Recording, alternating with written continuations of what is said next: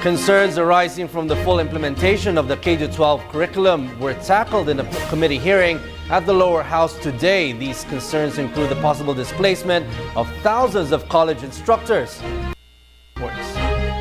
2016 is the full implementation of the K-12 curriculum for basic education. It's programmed to enhance Philippine basic education to compete with international standards.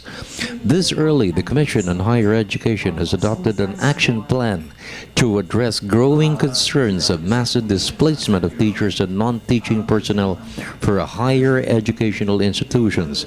By 2016, enrollment will drop by 400,000 who will be in senior high school. In a hearing of the House Committee on Higher Education chaired by Congressman Roman Romulo, the main concern is job security and what programs will be implemented to deal with their future. Let us first protect and ensure that our teachers will have their job. We teach our students the best we can. Full-time din kami sa aming pamilya. Wala kaming ninakaw na FIDA or DAP. Wala kaming sources na ganon. Based on CHED's report, 86,000 members will lose their jobs. The Philippine Institute for Development Studies projected 33,000 in 2017. There are 1,652 private tertiary institutions. 830 without basic education will be affected with the expected drop in enrollment. 496 that offer basic education will have the alternative to transfer teachers for the high school program. It will also affect state colleges and universities since 70% of its personnel are employed by contract of services, while 30% are on plantilla positions.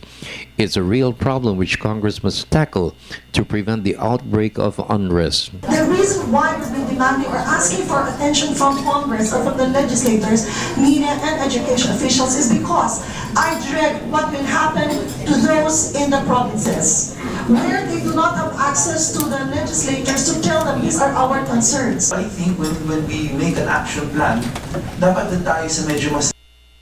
So what can we present to our faculty in HEIs if it comes to pass na more than half do not have?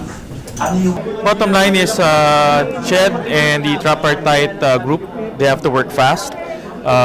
If this demands legislation, they really have to show something within a few months from now without sacrificing the data. Importante yung data, no? Dahil we're talking about lives here and we're talking about families, so it's important to get the most accurate data.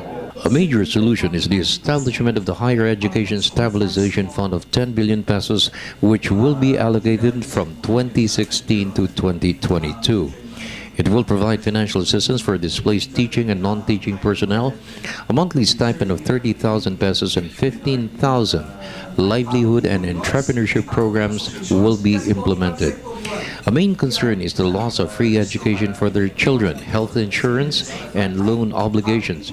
CHED assured all concerns will be addressed in with the affected sectors. We are proposing a stabilization fund, Your Honor.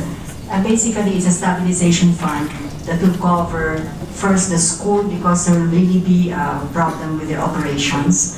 Actually, if we look at the data now, 75% of our schools have 1,000 or less students, which means they are so tuition dependent, and if you really add it all together, about 90% have less than 3,000 students. So basically, the stabilization fund is going to help those who will be qualified, and the guidelines of this will be determined with DOLE, with COCOPEA, with different groups. But there is also a need for part of the stabilization fund should also be for the teachers and for the non-teaching personnel and what they will get because of this displacement. For the People's Television Network, this is Freddie Abando reporting.